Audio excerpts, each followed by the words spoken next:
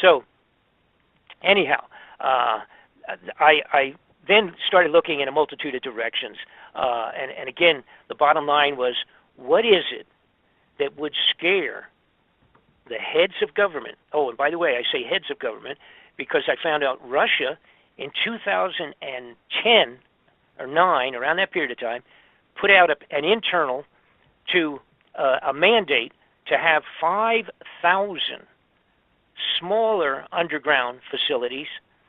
Actually, you could almost call them bomb shelters, if you will, survival or right? Same thing. But now not as big as the ones I'm talking about here in the United States, where right. they got 18-wheelers and trains running around them. Okay, but they had a mandate to complete within 2013, January 2013, a couple years ago, to have 5,000 of these finished in Russia. Now, they do have some big ones, one of which, by the way, will hold 50,000 people underground in Russia in the mountain. All right, that's bigger probably. I think the biggest one we have is probably maybe pushing it to 20,000, but there's a couple of them that could handle 10,000 underground. But they have one that'll hold 50 to 60,000 people, and then several other smaller ones. The smaller ones literally are pretty much for not the elite. In other words, it's a secondary thing, maybe for the lucky upper crust, that to save some of the general public, but they're not really big, et cetera, et cetera. Now, so I reached a point where I'm saying, okay, and Europe also did the same thing. They've got many good-sized underground facilities. So the next question is, what's going on? Why was it that all the thieves up in the Congress and the Senate, and et cetera, in the military, upper crust, why did they all of a sudden stop lining their pockets directly and worry about underground? Why would they go underground? And so that's where we linked and put together the obvious, which was that the Nibiru, Planet X, is heading back. And that was, in fact, the reason for going underground. Now, at the same time, all along, going back to the 90, 95, and that period of time, was when the government was started supplying the sheriff's department and all of the different military sheriffs and police stations, et cetera, around with military equipment, grenade launchers, armored vehicles, water tanks, machine guns, tanks, bullets, weapons of all sorts and everything. They started putting these out to police stations and sheriff departments, et cetera, et cetera. Okay, and everybody said, well, what's going on with that? What's the connection to that? And the connection is this. And by the way, also when I checked into the Vatican, they're completely up to speed on this. That was why they put in the big infrared telescope in Arizona called Lucifer. The reason they put that in and everything, it's all part of and parcel to this whole thing of keeping an eye on it. And they have been aware of it for many, many years and still are, and participating at the highest level of keeping this thing quiet. Now, here's the problem. And because a lot of people say, well, when are they going to tell us? When can we, first off, they say, when can we see it? Next one is, when's it coming? When do we expect it to be coming back in real time? And when are they going to tell us what's going to happen? This is bad. We're not going to know about it. Well, the truth is, no, you are not going to know about it. And you will never have a formal, my fellow American speech from the President of the United States unless it is at the very last point in time, and at that time, he and everybody else will be underground already. Okay, they'll be gone, and the speech that would come out, if there ever is one, will be literally the last day's speech, so to speak, before it's about to hit, or it's not going to hit. That's a I don't mean to say that, but it's coming close to passing close to Earth.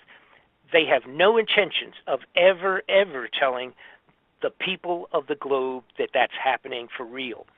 So they're going to use it to depopulate the planet if they want to, supposedly. Right. So it's, no. So here, but here's No. here's what happens.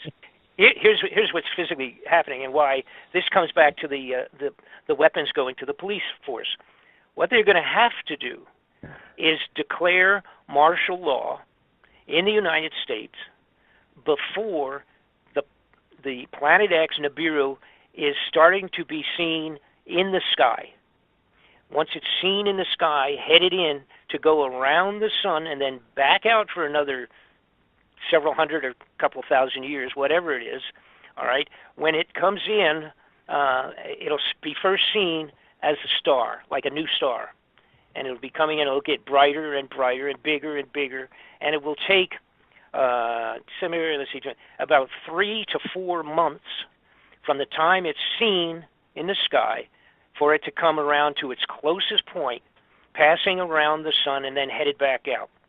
Now, again, I mentioned Gil Broussard, who has real good studies on this thing, has done, and he's the one who went to China and has been doing the complete scriptural thing and can match up every single event to this thing with documentation of ancient times around the globe.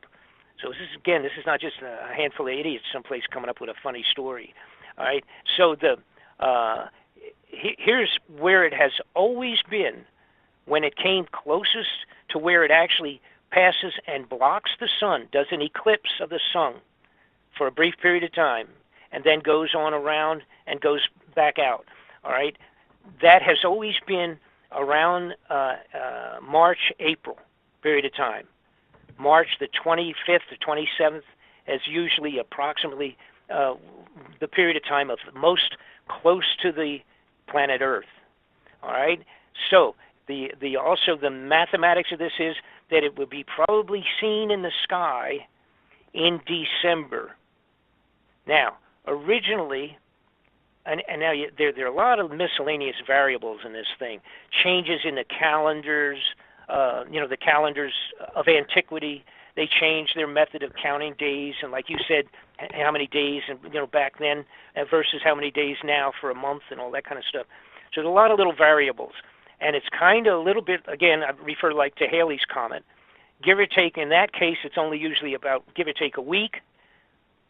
That comes around 75 years. When you have one that has an orbit of an unknown, maybe like just say 350 to 3,000 years, the time of its return is always been, though, March and April, that period of time, the merger between March and April, and seen in December. I anticipated that we would see it this December, last month, all right? That did not happen. And I also noted that there was no martial law, although they're setting it up. They're setting that up really profusely. They have to simply come up with one of 2 or 3 ideas that will be accommodated by the American people to accommodate and accept a martial law. Right. All right, and I'll get to either an economic collapse or ISIS. Yeah, and I'll get to that in just a second. But the point in time, here's the point. There always has been a March, April kind of period of time on the previous 2 passes of this thing that have been found in the writings of biblical times and the writings of antiquities of Chinese, the Chinese monks, the monks in Tibet, and the Chinese people that actually were the astronomers for the Emperor of China. And they were very serious, and over there, if the astronomers did misinterpretations, the emperor cut their heads off. So they weren't making up anything either. They were pretty serious going back 1,000 years or whatever.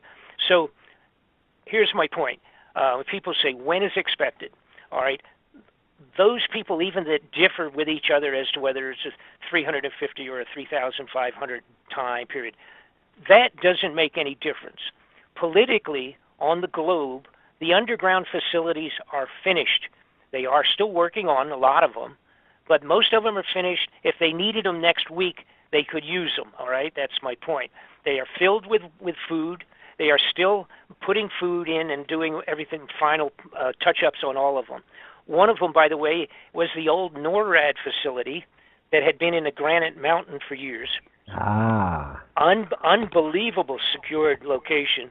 But that's an old one.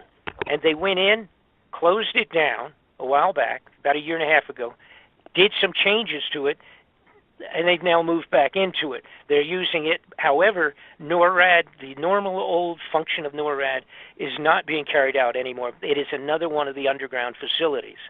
The newer ones are astronomical. They're mind-boggling, like I said, with maglev trains, food growing ability, interfacing connections between one side of the nation to the other side in terms of underground roadways. And China also, I left them out. China has done the same thing. China started a few years ago, and they have thousands of miles of underground facilities. They built digging. We have a huge tunneling machines. And people say, how in the world do they dig into the granite mountain and finish this in a year? They have underground digging equipment that I also have.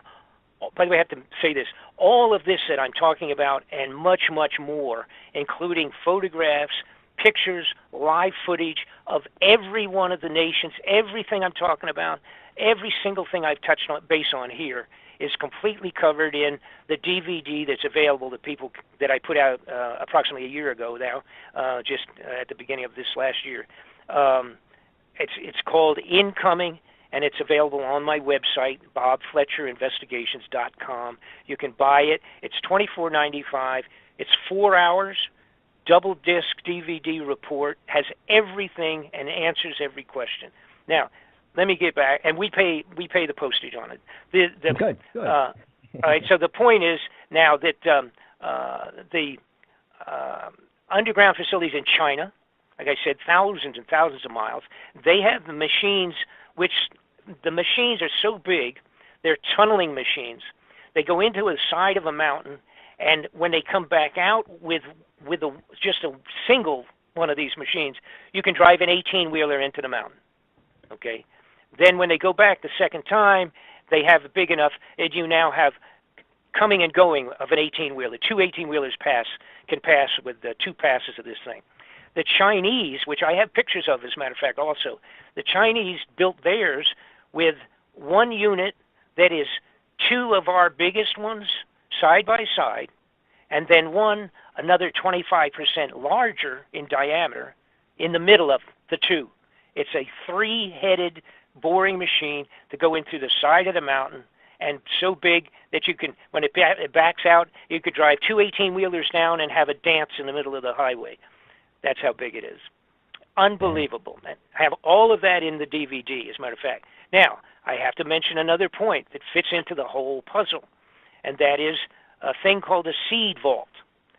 Back in 2012, in Norway, actually, or near Norway, they have an island where they put a seed vault, and it was an internationally cooperative seed vault where they go into the side of the mountain. They have seeds to be able to replicate and regrow every growing plant on the globe of any value at all, and it's millions of these seeds. Actually, I think it's billions. Billions of those seeds are in the seed vault. And, of course, you can look it up. Just look up seed vault. Actually, seed vault, and write seed vault Norway or underground seed vault, and it'll come up. You got plenty of information on it if you want to look at it, just on the computer. That's cooperative among the nations. So what we have is all of the very upper level, upper crust people of all of the globe know about it, know it's coming. They have an idea when it's coming because their intention, again, their contractual agreements with the survival food people was to make sure they had most of these places filled as of 6 months ago. So they're not putting the food in there for 10 years, 20 years, 5 years away. They're putting the survival foods in there today so that it could be used next week, next month, 6 months, or a year from now. Okay, so Bob, could this be to prepare for some sort of nuclear war that they're interested in? No. It's way beyond. The problem with this, it's way beyond. There probably would never be a nuclear war because we, the United States, for one thing, could stop off any possible nuclear conflict in one day. Totally stop it and finish it off, okay? Terminate it. That's not going to happen. This is not something that we idiots called mankind on Earth are generating ourselves. It's not going to be a war. It's not going to happen. What sense would it do for Russia to totally destroy the United States and never be able to use the property for 100 years because of nuclear contamination? What point would there be to that? Well, I couldn't tell you that. They don't make any sense to me. As far, I mean, the leaders of this planet are psychopaths. They don't really think no. Yeah, I don't know. I mean, you're true. You know, the only really true psychopath is that the North Korean screwball. You know, those poor people, and they don't even know what's going on. These Islamic countries. Yeah, well, Islamic, but you know, here's the problem. I mean, no, there are no Islamic countries. Now we have that ISIS problem that we created, you know, and the idea that for them to come forward to us and say, "Oh, gee, they sure surprised us," you know, get out of here. That's stupid. Right. Surprise us with what? Oh gosh, they snuck in 150 tanks on the border of Yemen or on the border of Iraq or Iran, and we didn't see them? Get out of here. See, so that's all garbage. That's under a separate category. It's called BS. It's called false flag garbage. You know, you know. Now there's always a chance. Don't get me wrong. The idea of one screwball getting a briefcase nuclear bomb, which the Russians have. Russians have 100 of them that they've lost. Really? How's that make you feel? Now, it doesn't mean that they know how to set them. You know, make them happen. The Russians admitted a couple of years ago they lost 100 suitcase nuclear. Okay, I remember this. You know, that's goofy, but that's a fact. All right. But the point is, it's not for that, and I will maybe briefly explain what I mean by us terminating a nuclear war before it happens. I'll maybe mention that in a minute or two, and explain that.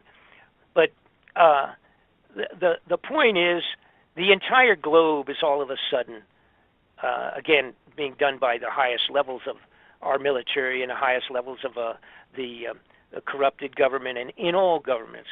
And of course, their thing, by the way, I had a complete direction I was going a few minutes ago, and we got away from it. The weapons. Why are they putting all of those weapons for?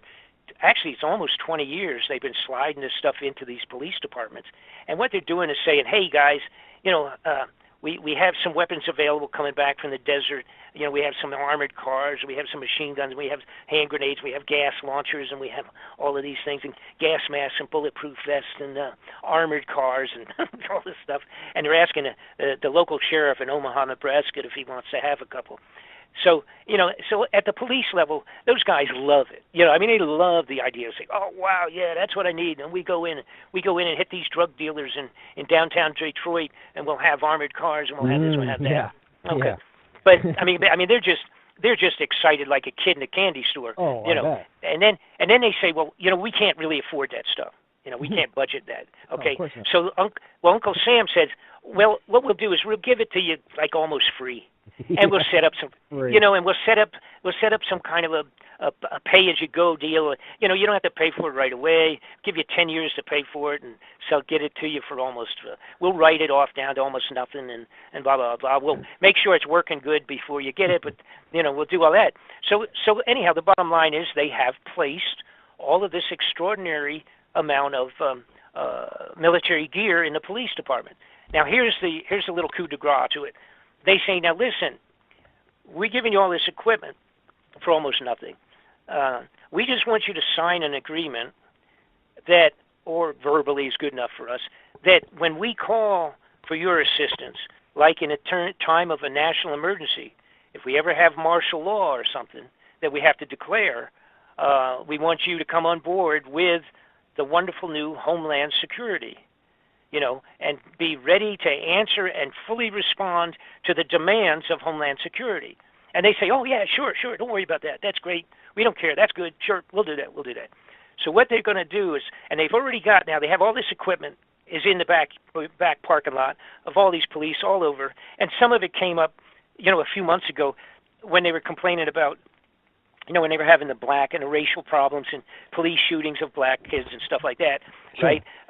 They complained, they said, hey, what's the deal here? We came out with a demonstration and they got military equipment and guys with helmets and, all of this stuff. What is that? And they complained, the citizens complained about it, but they had no idea that of what it's for. And it's there for the point in time, once it's certified, once Nibiru, Planet X, gets close enough coming in on its return trip, then they can mathematically do the math, and they can say, here's the day it's going to be, give or take 5 days. This is when it's going to be here, But it has to get close enough, and it has to be seen. It has to physically be seen, and all the rest of that too. Really, So what they're going to do though is they're going to have martial law in place, and it'll be on every major nation of the world probably the same week. All right, because at no time are they going to come out and say, my fellow Americans, I have bad news. In about 30 days or 4 months, this big planet's going to come around, and an awful lot of everybody on the globe is going to die. Because here's what it's going to do. It's going to cause tsunamis like Noah's floods, because that's what created Noah's floods. It's going to cause electromagnetic impulses because it screws up the sun. It causes all kinds of problems with the sun itself, whipping around, even though it's only a couple of times bigger than Earth, maybe 5 times the size of Earth, but it has an effect. It's already having effect on the sun. And it'll cause, the biggest problem will be when it comes around, coming by the first time. Of course, it will do, like I said, a very long blocking of the sun. It will be a big, long solar eclipse. Then it will go on behind the sun. Now, coming with it is 2 or 3 planets of its own. We call them, not planets, excuse me, moons of Nibiru that are traveling with it and circling like its own little solar system, so to speak. And it will be dragging as much as 25 million miles of space junk behind it. Now, what will happen is it will pass around behind the sun.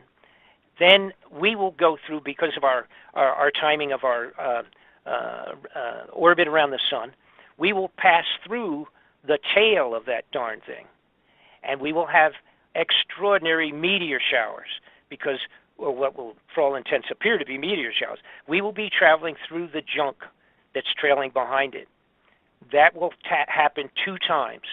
It will happen the first time when it goes around, and then we will go through it, through the tail. Then it will come back, going around the sun in the back, and then headed back out to Never Land, towards Pluto again, so to speak, out to the far reaches of the solar system once again. And we will pass through it, the tail, a second time. And it will be 155 days is the mathematics that they have done on this thing, the people that are keeping their hand on it. 155 days, give or take a week, for it to go around and back out. So we will approximately hit 2 times, 155 days apart, unbelievable meteor showers, depending on how bad and profuse the size of the pieces that will make it through our protective shield, so to speak, and burn up in our atmosphere. It's an unknown factor. So you're looking at tsunami water from the gravity alone of this thing passing close by. We have to remember, we don't think, unless we're scientists, you don't think about the moon. The moon and the sun does a gravitational thing all the time, and it's what does our high and low tides. The water going in and out is being pulled by the moon and then released and then pulled again, and that constitutes the tides. When you have something that's several times the size of Earth passing fairly close in terms of astronomical measurements, coming fairly close to the Earth on 2 occasions, it will yank the water right out of the seabed. probably as much as 100 miles inland on every coast of the entire globe will probably be washed off. Right before you came on, I spoke in detail about all this. And there's actually a couple of new theories I'm hearing that this orbit of Planet X isn't actually elliptical. It's more like a figure 8. So it's not going to, the claim is now that it's not going to pass us twice. But it's well, astronomically, I believe it's a physical impossibility to be what we would call a figure 8. It's actually just a big, elongated orbit. Now, and by the way, I was still skeptical in the middle of my investigation on this. Boy, I didn't want to put my name on this thing, you know. Right. Well, I don't blame you. I mean, I really didn't. And then, but finally, eventually, it's like, this is what it is, you know. I mean, I don't see anything else that would fit into all of this stuff, everything, including, you know, the Pope and the underground seed thing and all the rest of that crazy stuff. It's just way, way too many things, and the only thing it could be would be some extraordinary known galactic kind of a problem, something that's totally out of control of the average, of human beings. It's just some external problem that can't be settled, you know, like between Russia and China and America or any of that kind of stuff. And all of that local politics related to all of that stuff. Right now, it's all an ongoing show, for crying out loud, because they are scared at the highest levels on this darn thing, and that's all there is to it. They're just really spooked. But in terms of the orbit, one of the things that finally something that bothered me, because I thought, geez, you know, they're talking about 3,000-year orbit, you know, and I thought, God, that's like outrageous. That means this thing is so far out when it goes out. Maybe whether it's 200 years going out and then 200 years coming back, or if it's 1,800 years going out and then 1,800 years coming back, that would be the 3,500. All right. I'm thinking to myself, I'm not, like I say, not an astronomer. I know more about it now than I did, but the idea that kind of a giant orbit would exist and this darn thing would keep coming back seemed extraordinary to me. But then, lo and behold, back a few years ago, and I think don't somebody yell at me, jump on me on this, like in 1990s, I had people say, well, it wasn't 97, it was 92, you know, who cares? Okay, but sometime around 97, we had, I think it was it the Hale-Bopp comet? I'm thinking off the top of my head. Yeah, you're right. I think you're right. Okay. Yeah. All right, so there was this a comet that came around. They saw it coming. They said, hey, we didn't know about that one. And they named it Hale-Bopp under the name of two guys that found it. And it came in, it swooped around around the sun, went back on out again. It was pretty neat. They knew when it was going to arrive, and everybody watched it, and they got wonderful pictures and millions of the tail on that was like 20 million miles.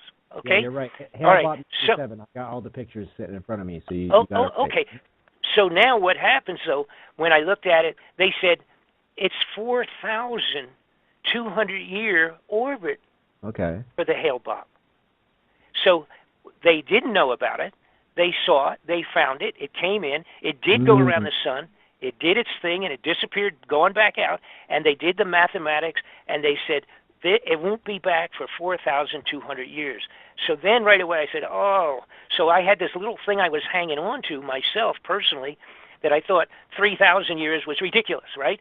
But now all of a sudden they say, there goes Hale-Bopp, and it's 4,200 years. So the idea that a real long, elongated orbit, like Hale-Bopp, is absolutely possible, legitimate, potential situation.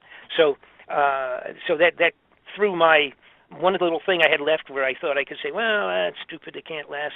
No, I was wrong, and the bottom line is it is a legitimate. The possibility of a 3,000-year orbit is absolutely legitimate. Yeah. So now, here's 50,000 years or some crazy shit.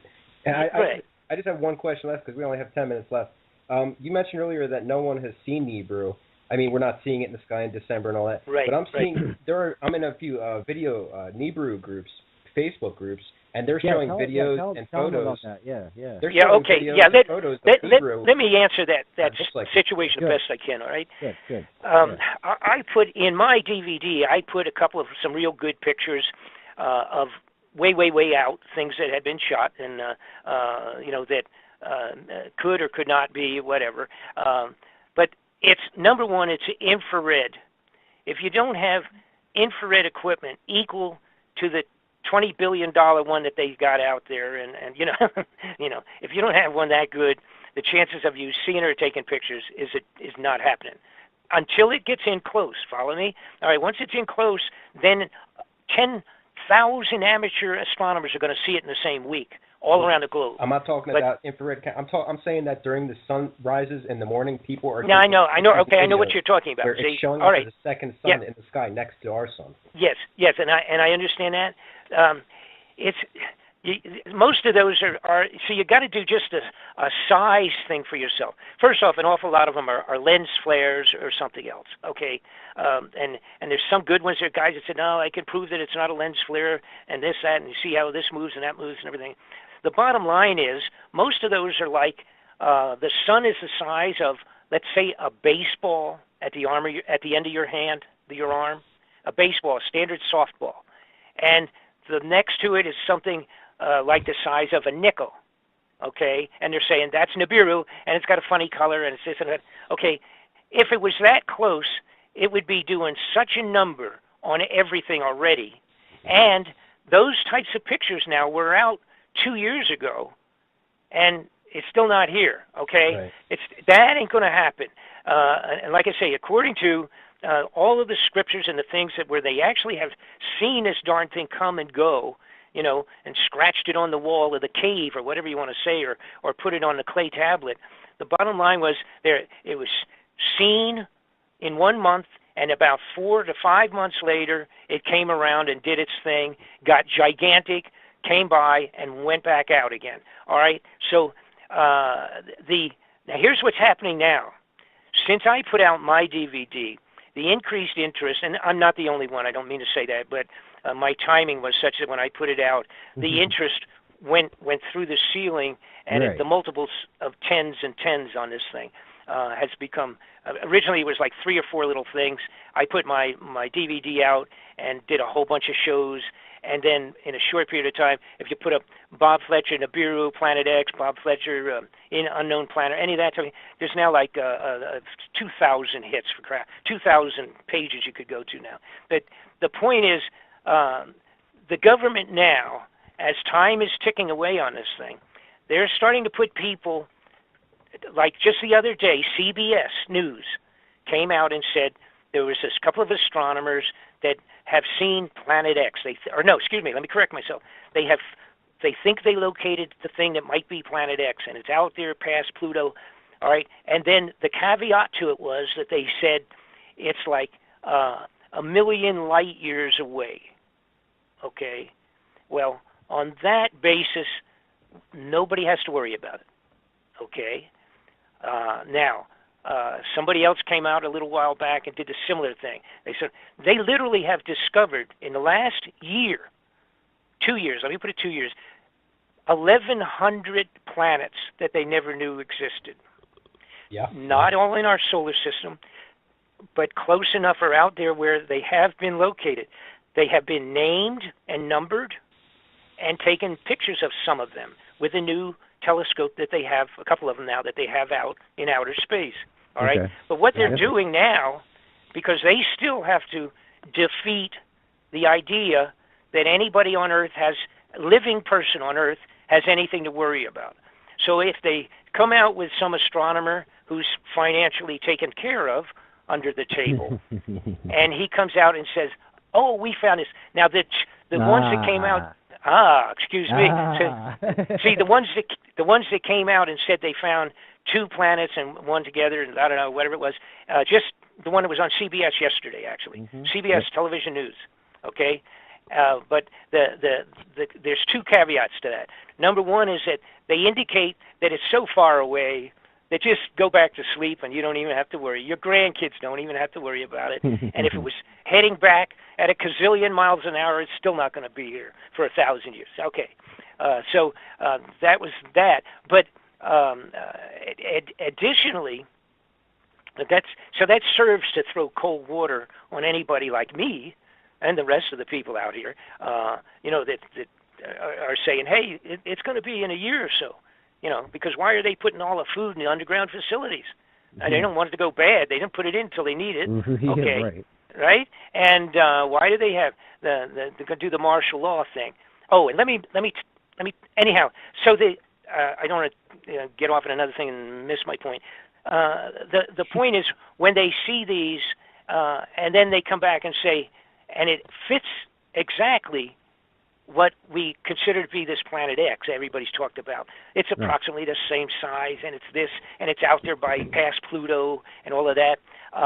But again, don't worry about it because it's going to take so long. But the other caveat to the last report was they said, we've not seen it yet. See, this big deal they made included news on CBS, right? They have not seen it.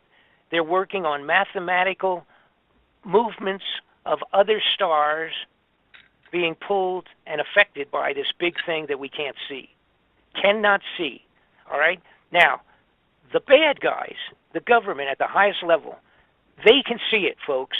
They have infrared telescopes with the capability to track it. Once it's close enough, and they have the telescopes are out there, way out by Pluto now, taking great pictures of Pluto, by the way. There's great brand new pictures of Pluto, all right, because they're right in the backyard. And they know damn well exactly where that thing is as we speak. But the guy in Omaha with a little scope at his university or wherever the heck, Kansas City, Omaha, Nebraska, they don't have the equipment. They're not seeing it. They said they don't see it. And so when you see people telling you that, oh, here is a picture of it right next to the moon, and it's the size of a golf ball, it would already be causing so much effect you couldn't go out at night and stand up. Now, I want to real quickly say a couple things before we run out of time. The DVD's available. Folks, go on to my website, just put Bob Fletcher, and you can find it. Put Nibiru Bob Fletcher, and you'll locate it. The point is that they're going to have to do martial law. It's going to be one of these three things. It'll either be financial crash, which we legitimately, by the way, are in the global financial crash, the worst it's been since before 1929 stock market. Yep. It's the first one that's saying that too. Everything. Right. Everything is crashing. All right. So it could be potentially on to control the people on a financial crash, or a synthetic thing relative to 3 or 4 major terrorist acts in the United States of America. Now, I'm talking real something serious like the 9/11 kind of a thing, big buildings coming down in a bunch of places. That's good enough so that every American will say, oh, thank God we've got martial law. It's got to be that bad. It has to be appearing to be that serious. But it is, or it could be a biological. Right. A terrorist/biological epidemic, major diseases, germs put into the air in 5 cities or some other outrageous thing, okay?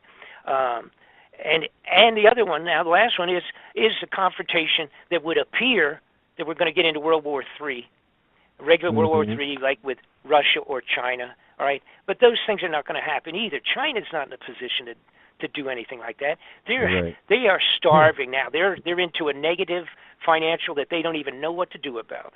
All right, and by the way, I'm going to end with this. I'm working this entire last 9 months, 10 months on a new DVD follow-up report on this. Awesome. On the manner by which Nibiru Planet X can be stopped, and that it can be stopped, and it includes a manner by which we could stop any potential World War atomic attack in a couple of seconds. Hold on, did you say we can actually stop Nibiru from passing? Yes, and that's going to be in the report. I've been literally working 8 to 10 hours a day for over 9 months on this thing. Well, I've got to do this. I'm trying to get it done and get it out. It's going to freak everybody because it freaked me out when I discovered it more so than the fact that Nibiru might be coming in. Yeah, when is this going to be coming out? I don't see. I don't want any. I'll let everybody know. Hold on a second. We do have 30 minutes left, so I'm just. Okay. Oh, okay, fine. That's cool. You know, so, okay, I just want to make sure that I don't want you to rush out of anything, so I just want to let you know we do have 30 minutes left. Okay, good. Okay, very, very good. Then I'll keep going from there then, because there's a lot to cover still. Please, I want you to. Yes. Now, I'm not going to get into anything on that new report at all, and I have to on tonight. I can't any more than I have because until I finish and it's available, I don't want anybody's ordering it or talking to me about it. But it's something I'm working on now. It will be done shortly, and I will let you guys know right out in front. I'll send you copies of it. Please. But, it's going to be done this year, though, in the next few months, maybe. Hopefully within 30 days. Good. Wow. Awesome. And it's I'll tell you what is the most amazing thing that I've ever done once when I got into it. And I can't even go any farther than I don't want people to please don't be ordering it ahead of time or ask me to hold it for you, any of that kind of stuff. No, but see, you get in a real trick bag, because then if something happens and it doesn't get out, then I have to send people money back and all that kind of stuff. Yeah, no, we don't. It gets into a turmoil. I don't want any of that. We had a little bit of that on the other one before. It was kind of a pain in the neck, playing catch up pool, and I don't like doing that. Exactly. No, I don't blame you. But I simply will say that this is the most unbelievable combination of things that I have discovered, totally verified, completely, and it answers a multitude of questions on an awful lot of things that have been never answered and hanging in the air with our corrupted government. Now, all right, I will say this now. In my DVD, the one incoming, the one that announced all of this stuff originally, I did something that all of my peers said I was crazy, because I kind of predicted stuff. There was, and it's not like some kind of a psychic predictions or anything like that. I don't mean it that. I'm not Nostradamus, but it was relative to the fact that if Nibiru was in fact coming back in, as I do believe it is, and I hope that I'm wrong, but I said that as it comes in, now remembering this is 1 year ago in last January that I made it first available to the public, the DVD, and I said what you're going to see is the most outrageous weather in the history of the globe for the last 100 years. That's what's going to happen in 2015 and 2016. All right, I said with it, because it's coming in, and like a bowling ball being rolled down into a bunch of pins. That's what it's doing as it comes with its little entourage of a couple of moons and all the junk it's pulling behind it. It's affecting like the entire solar system like a bowling ball. All right, it's pushing things away from it and forward away from it, causing, I said, we are going to have the following events. If it appears that it is still coming during this whole last year of 2015 and as of today, that we would have extraordinary weather, we would have more tornadoes and hurricanes and blizzards and floods and droughts on the entire globe than we've had in 100 years. That is exactly what has taken place on the global weather. It's people talking like now. See, they pull this thing where they say, "Oh, what are they calling it? They got a name for it." Anyhow, they claim that the weather is being affected by a cyclical kind of situation, but that always affects only one coast or another. All right, it doesn't affect the entire globe, and that's what's happening. I also said that we would have increase in volcanoes. We now have probably didn't look at it, I should have looked it up. As we speak today, there's probably a minimum of 47 active volcanoes blowing inside their tops. They have one or two that is affecting the ocean temperature there's one off the coast of Oregon that's changed to where they're actually getting, Well, and nobody's talking about it, and they're blaming it. They're calling it the El Nino, right? I heard that stuff would happen before anything that happened in like a Los Angeles or that whole area, like on the San Andreas fault line. I heard that. Yeah, that's what We see what's taking place is we are having storms start all of last year off of the coast out there, like they were tropical, like a hurricane. Yeah. But you can't have a hurricane in cold water off of Oregon, but you can if there's a volcano underneath. Exactly. It's under the water, heating the temperature. Okay. Now, I also said and predicted that we would, like I say, have these extraordinary numbers of storms, etc. The sizes would be different. The one in Mexico a few months back was the biggest hurricane. Fortunately, it missed all major cities. But it was the biggest hurricane ever in the history of Mexico. Came in through the coast down. It was gigantic storm that came in. As we speak tonight, it's the biggest snowstorm blizzard in 150 years in New York City. All right, it's going to wipe out New Jersey also, just like that other storm did Sandy a couple of years ago. Yep. They're still not even recuperated from that. New Jersey coastline, the day after tomorrow, will be wiped out like it was sitting in the middle of a tornado. These are all storms. The quakes, the numbers of earthquakes have increased 5 times what they normally are, all around the globe. Yep. And by the way, quakes, the earthquakes and volcanoes are related.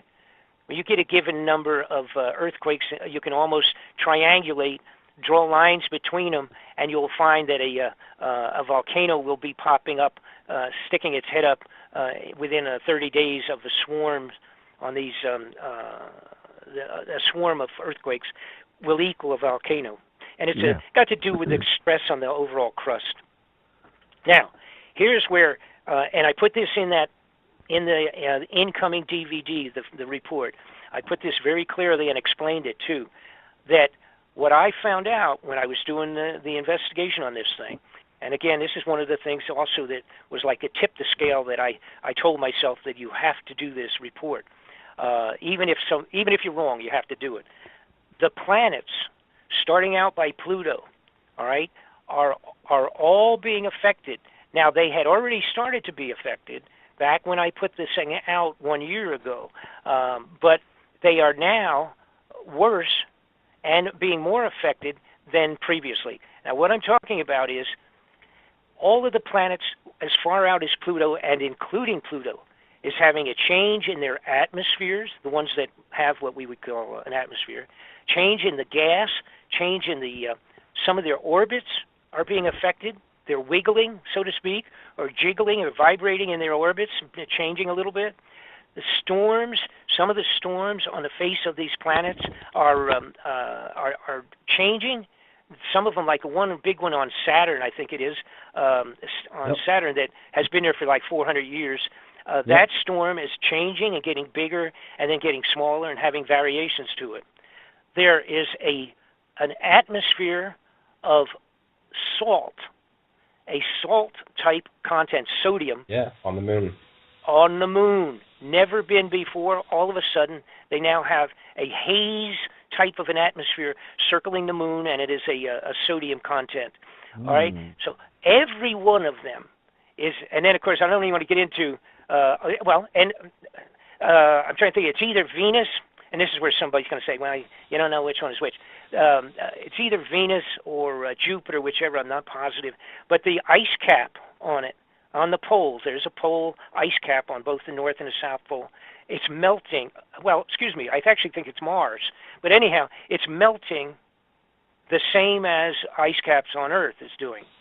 And by the way, the melting, this is another thing people are not paying attention to, even though, of course you got the groups, and I know they jump up and down and yelling and, change of the, the warming, the warming of the Earth, and that too many cows are farting nitrogen and things of that sort. No, most of the planets are going through this.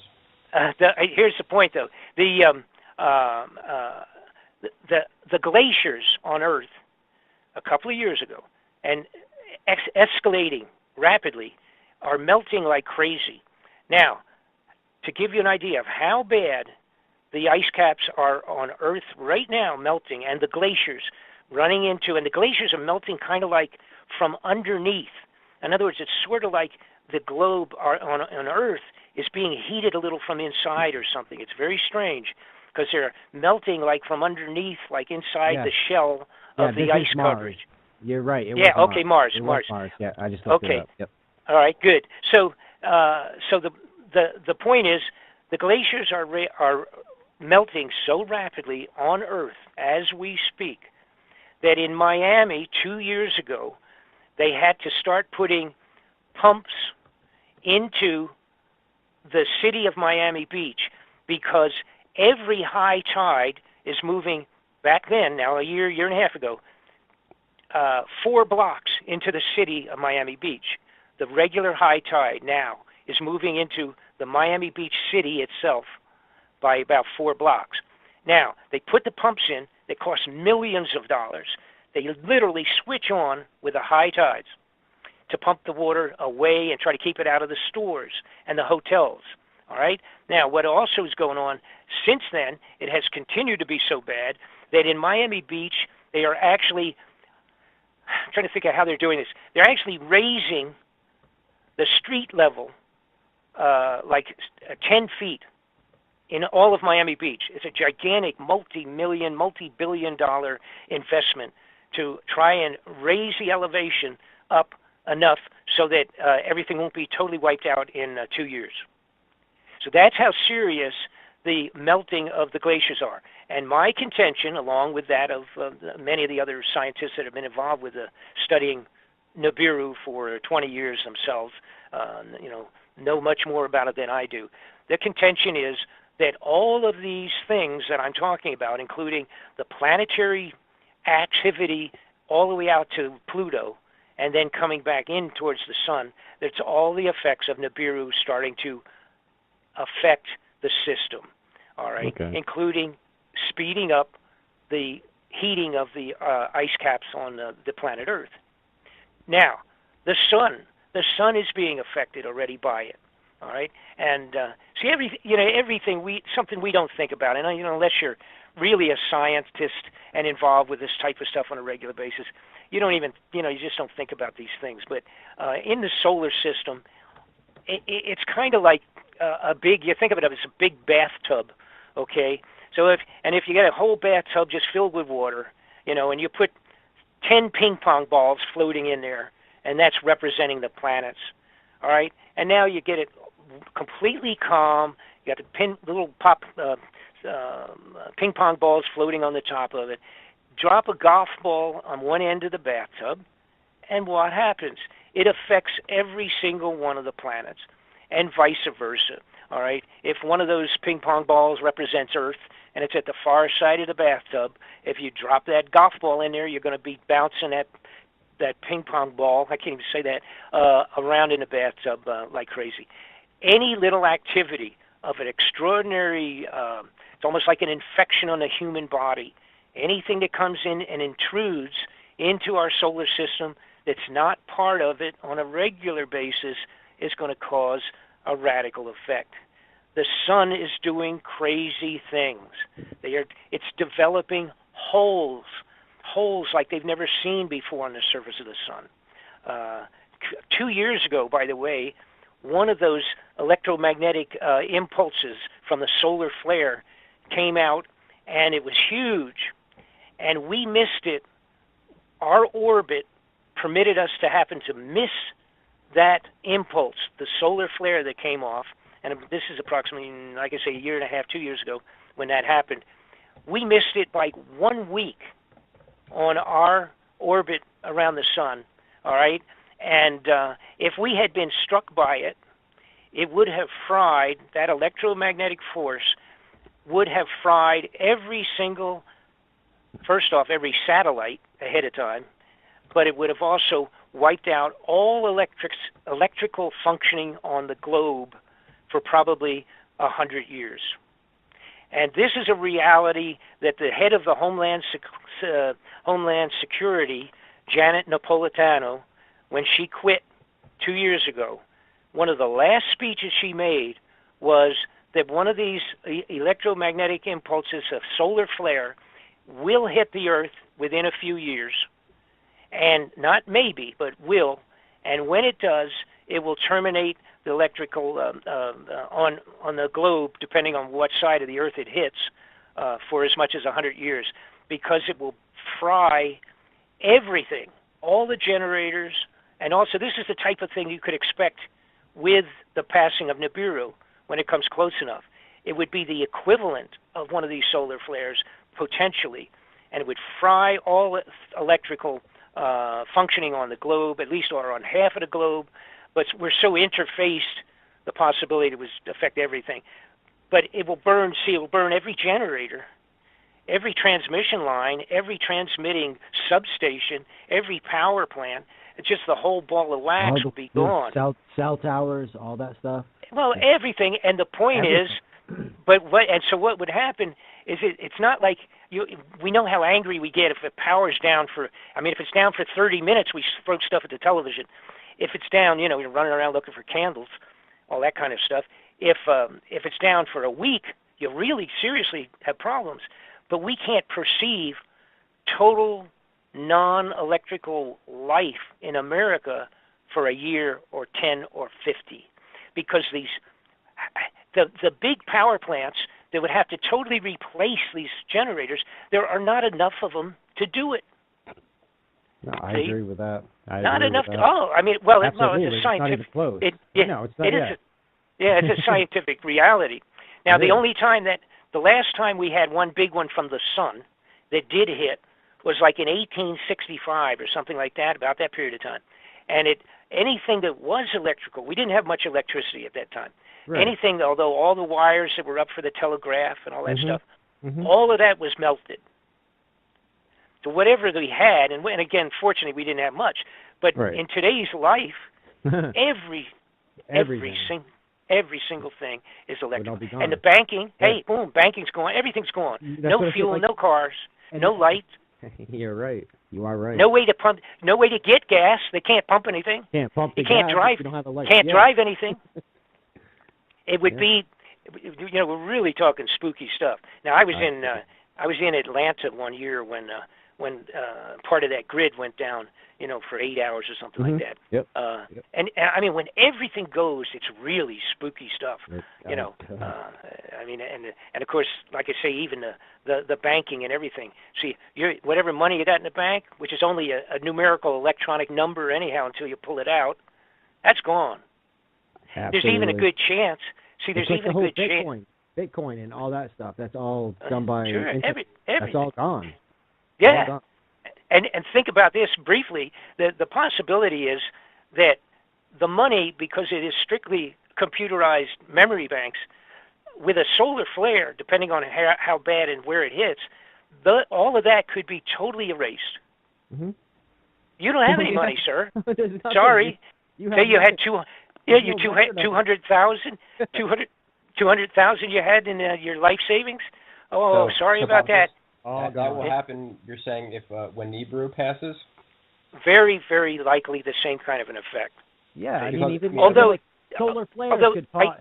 Solar flares could cause this if we have big enough solar flares. Oh, sure. Chaos, solar flares can happen by themselves. Solar flares. All right. And again, I mentioned earlier, we just don't think about that. The possibility, and it's so possible. It would completely cause chaos, but it wouldn't. I doubt it would ruin every electronic on the planet. It would probably just do one side of the planet. Probably that. Financial. No, I agree with that. But it would still cause chaos. It would destroy chaos. Well, absolutely.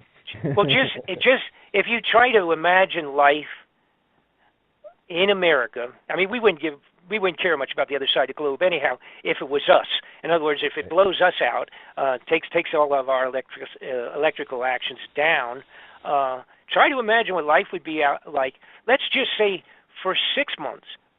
But what they've been talking about, if it was a major volume and hit a lot, broadside of the United States, North America, South America, you're talking about possibly 100 years to get back. That's outrageous. They claim that the transformers that would blow out from a solar flare, everything.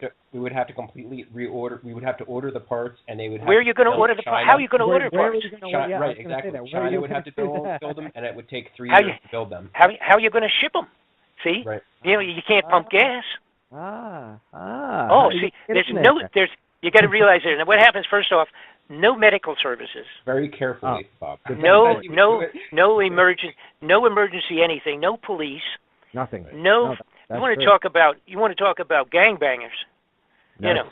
You want to talk about invasions? It's perfect time for them to do that. Yes. Manually pour out the whole. I mean, it's something that that most people say. Well, I don't even want to think about it.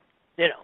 Right. They just don't want to even put any thoughts out there. Well, people like us want to put thought into it because we actually, give a crap about it. But yeah, right. That's why I want to move up to Maine.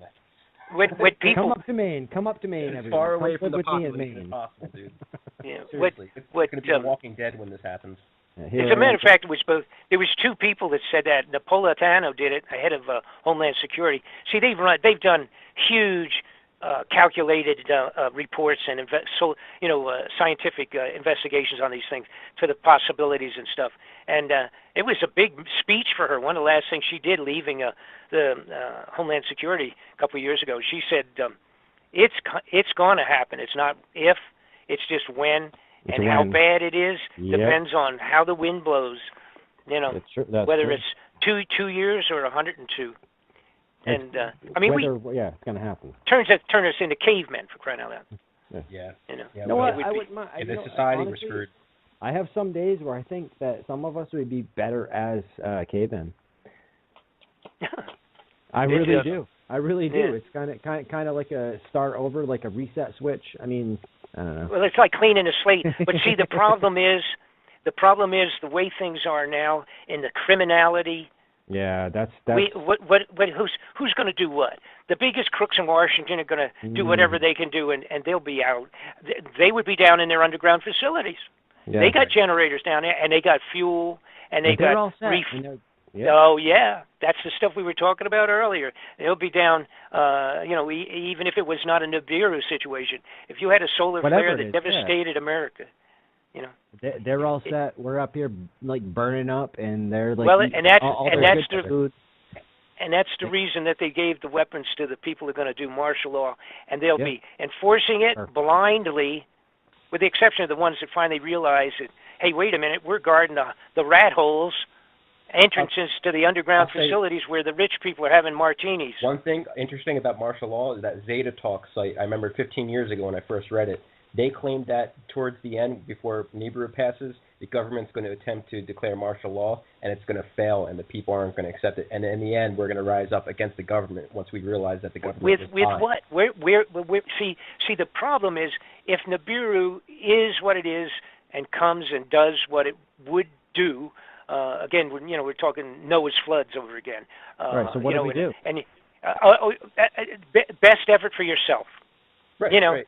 I mean, that's a reality. It will be the people along with the military. Take care of yourself. Because the military are going to want to take care of themselves, too, and their families. They're not going to do it. This is a point where you got to look out for yourself.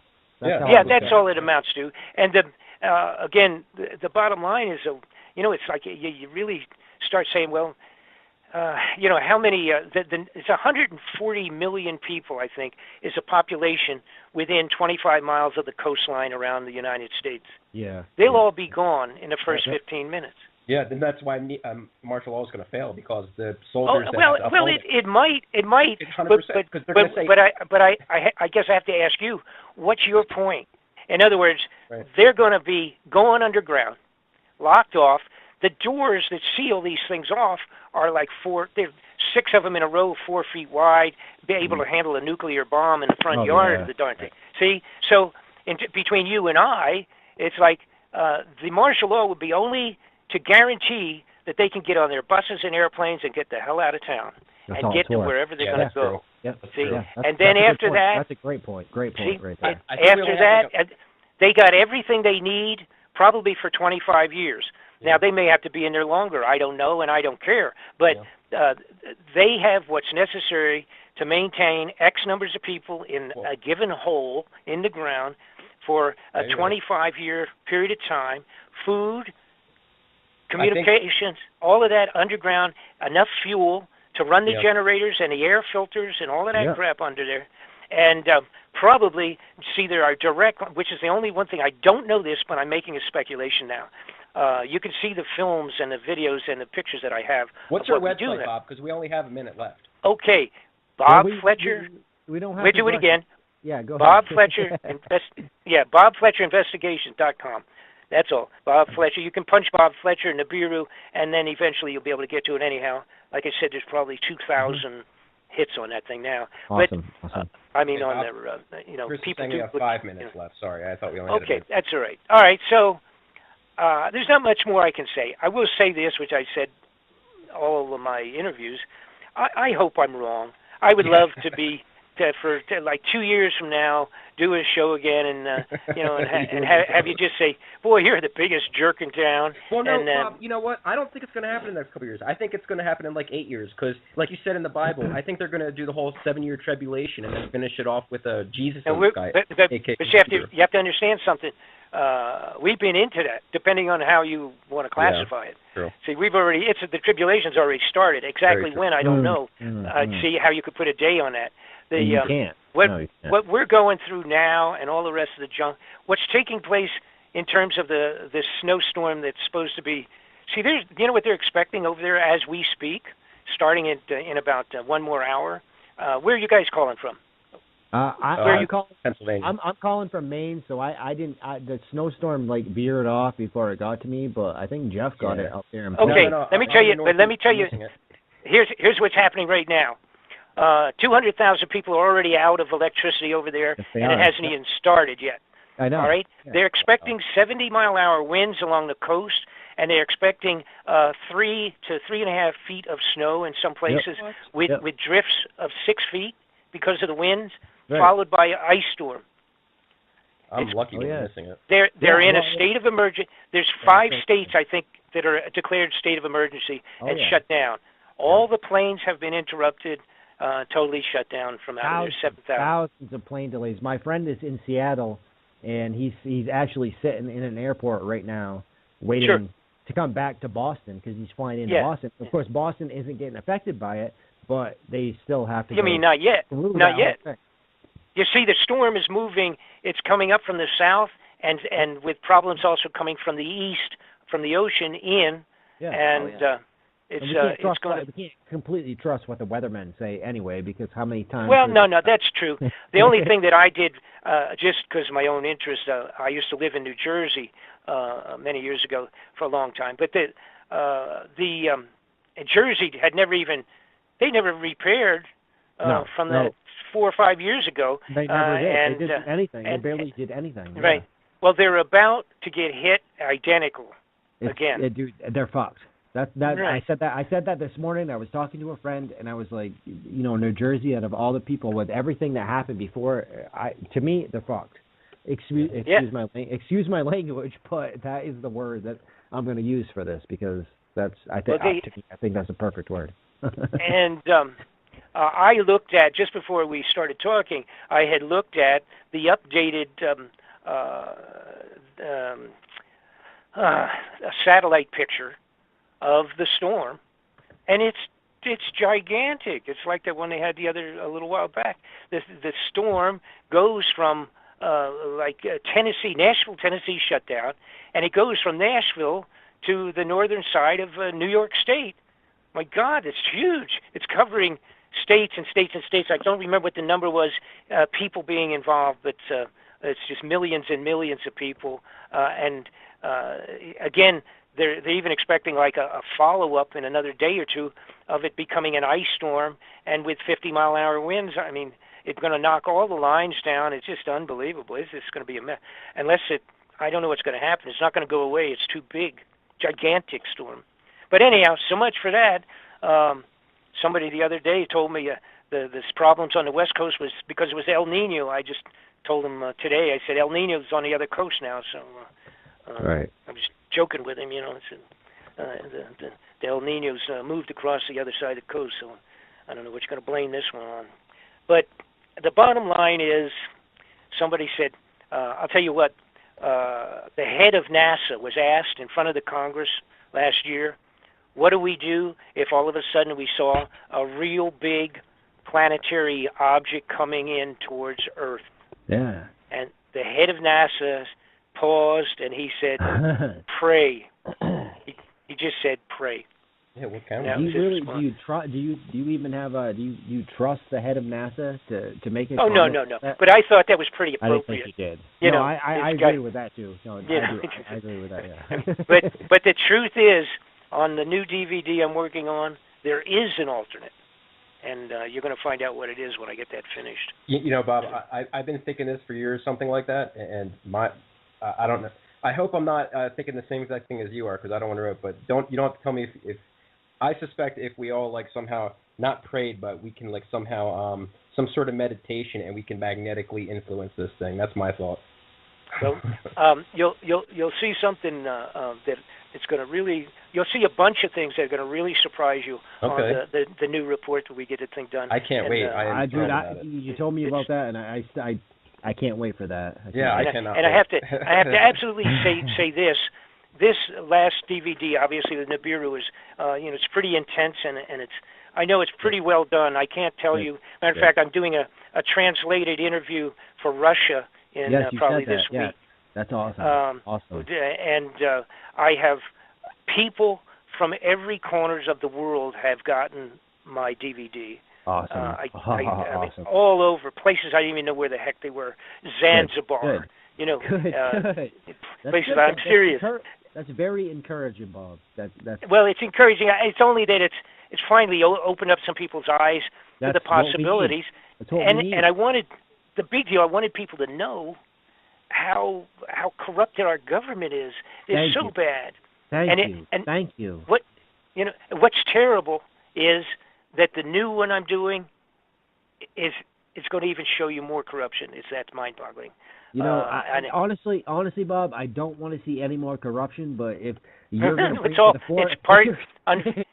Well, unfortunately, it's part and parcel to everything. It is. If you want to bring it out and show me, I am absolutely down for that, because that just adds more fire to the arsenal, and that's going to get us going even more. So if you can do that, appreciate it. You're going to see some things that make your hair fall out, and I don't want my hair to fall out. But okay. Well then, maybe look. Watch it with just one eye, and you. Pub, I'm only 34 here, man. I don't need my hair to fall out. So please. No, you don't want to do that. Well, and what's terrible when you become an old geezer like myself. You can't do stuff. You can't do stuff. Like you used to. It's just the way it is, because your batteries are running down. But your head stays the same. Your head does stay the same. Yeah, your thoughts, processes, and all that stay the same. Your thought process, and you know what? That's what's important to me. As long as you're still thinking, that's great. Yeah. And that's what I like about you, man, because you're still there, dude, and you're just. I love it, man. That's why I had you on again, because I was like, I got to get Bob back on, because I really want to hear what he has to say. I mean, we had it's great.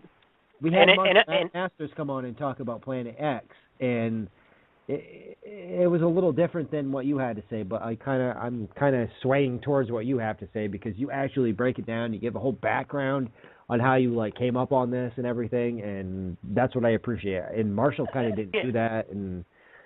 So yeah, I just like I say, originally I got when all of a sudden it dawned on me, that this probably is what it is, and originally it was hard to push myself to complete the thing, but then I say, oh, okay, how about this, and now I have this, and now we have the Pope, and now we got the telescope there, and now we got that, and we got that, and now they're not answering this, and this is happening with that, and everything just.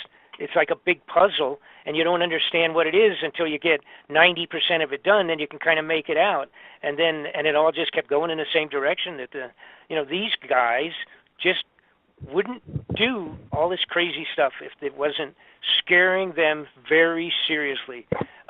They would rather steal money and put it in their own pocket. So. Yeah, I agree. Okay, listen, how are we on time? I guess we're about done. Should I say goodbye to everybody? So we got to wrap up, but totally appreciate you coming on, staying on for extra time, and I would love to get you back on in this year. 2006. I'll tell you, as soon as I get this other one done, I'll get you guys copies, and then we'll go from there, because it's gonna raise as many eyebrows as the last one did. Yeah, we got to have you on as soon as you put that out. No, just let me know. Okay. Email me. let me know. Keep in touch, and definitely we'll get you back on, because we definitely want you back on here. There's no doubt about that. Alrighty. Good. Thank you. Had fun. You guys have a good evening for the rest of the day. You too. And, thank you so much. All right. Good. Take care. Thanks, Bob. Have a good evening. Have a good weekend. Thank you.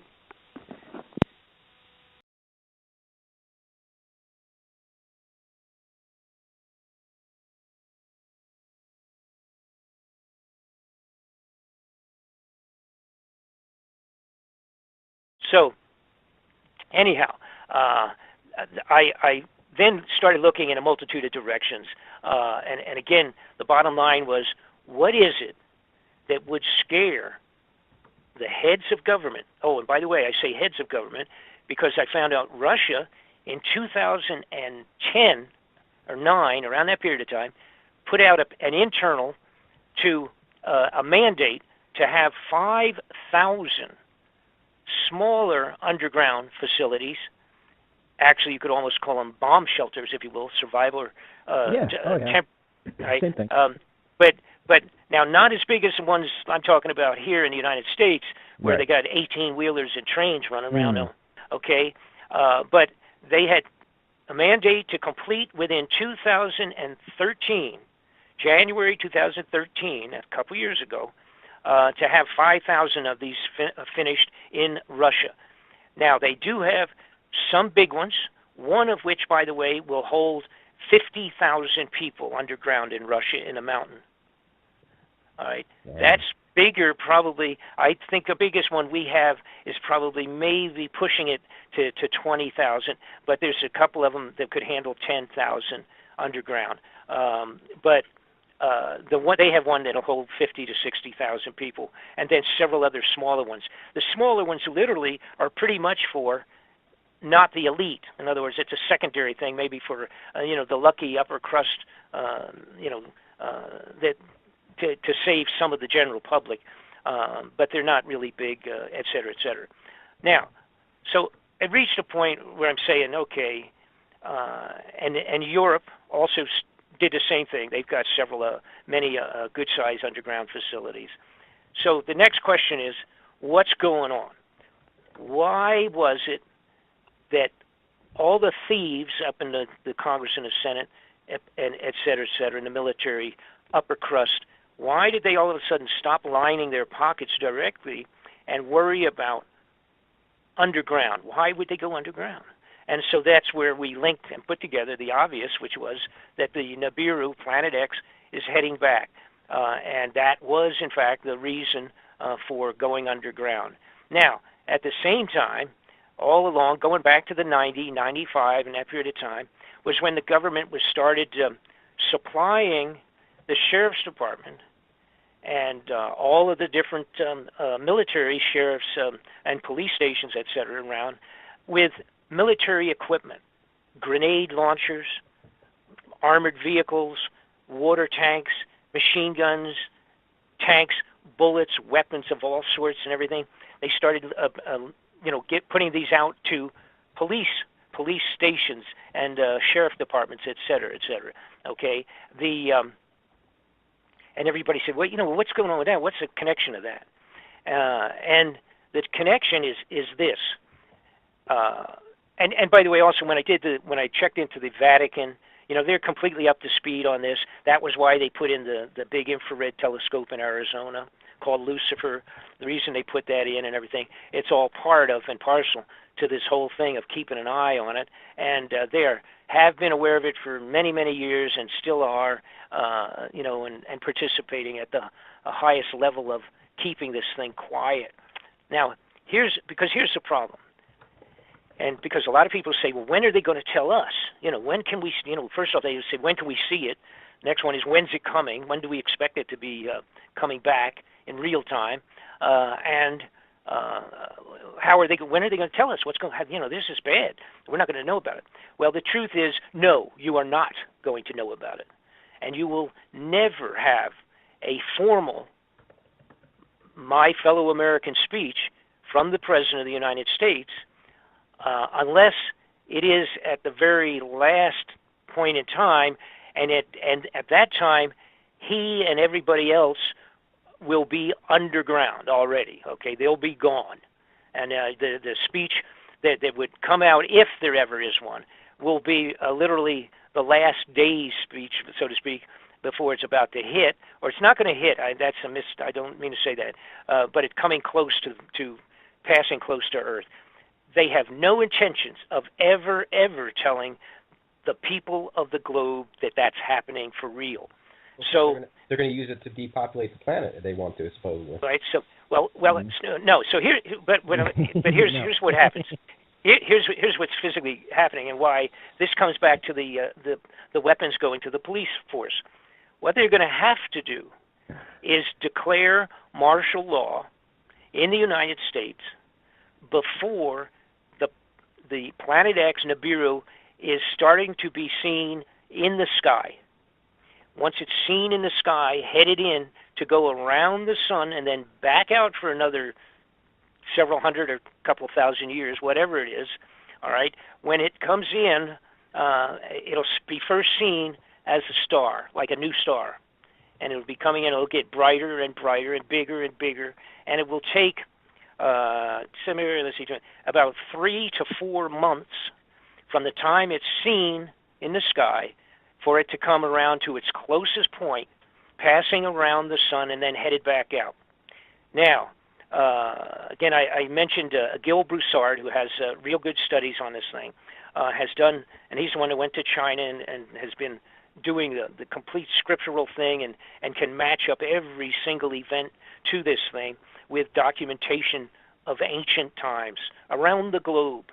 So this is not just a handful of idiots someplace coming up with a funny story. All right. So here's where it has always been when it came closest to where it actually passes and blocks the sun, does an eclipse of the sun for a brief period of time, and then goes on around and goes back out. All right. That has always been around March, April period of time. March the 25th or 27th is usually approximately the period of time of most close to the planet Earth. All right. So also the mathematics of this is that it would be probably seen in the sky in December. Now, originally, and now there are a lot of miscellaneous variables in this thing. Changes in the calendars, the calendars of antiquity. They changed their method of counting days, and like you said, how many days, and back then versus how many days now for a month, and all that kind of stuff. So there's a lot of little variables, and it's kind of a little bit. Again, I refer to Halley's Comet. Give or take, in that case, it's only usually about give or take a week. That comes around 75 years. When you have one that has an orbit of an unknown, maybe like you say, 350 to 3,000 years, the time of its return is always been, though, March and April, that period of time, the merger between March and April, and seen in December. I anticipated that we would see it this December, last month, all right? That did not happen. And I also noted that there was no martial law, although they're setting it up. They're setting that up really profusely. They have to simply come up with one of 2 or 3 ideas that will be accommodated by the American people to accommodate and accept a martial law. Right. All right, and I'll get to either an economic collapse or ISIS. Yeah, and I'll get to that in just a second. But the point in time, here's the point. There always has been a March, April kind of period of time on the previous 2 passes of this thing that have been found in the writings of biblical times and the writings of antiquities of the Chinese monks, the monks in Tibet, and the Chinese people that actually were the astronomers for the Emperor of China. And they were very serious, and over there, if the astronomers did misinterpretations, the emperor cut their heads off. So they weren't making up anything either. They were pretty serious going back 1,000 years or whatever. So here's my point. When people say, when is expected? All right, those people, even that differ with each other as to whether it's a 350 or a 3,500 time period, that doesn't make any difference. Politically, on the globe, the underground facilities are finished. They are still working on a lot of them, but most of them are finished. If they needed them next week, they could use them, all right? That's my point. They are filled with food. They are still putting food in and doing everything, final touch-ups on all of them. One of them, by the way, was the old NORAD facility that had been in the Granite Mountain for years. Ah. Unbelievable secured location. But that's an old one. And they went in, closed it down a while back, about a year and a half ago, did some changes to it, and they've now moved back into it. They're using it. However, NORAD, the normal old function of NORAD, is not being carried out anymore. It is another one of the underground facilities. The newer ones are astronomical. They're mind-boggling, like I said, with maglev trains, food growing ability, interfacing connections between one side of the nation to the other side in terms of underground roadways. And China also, I left them out. China has done the same thing. China started a few years ago, and they have thousands of miles of underground facilities. They built digging. We have a huge tunneling machines. And people say, how in the world do they dig into the Granite Mountain and finish this in a year? They have underground digging equipment that I also have. By the way, I have to say this. All of this that I'm talking about and much, much more, including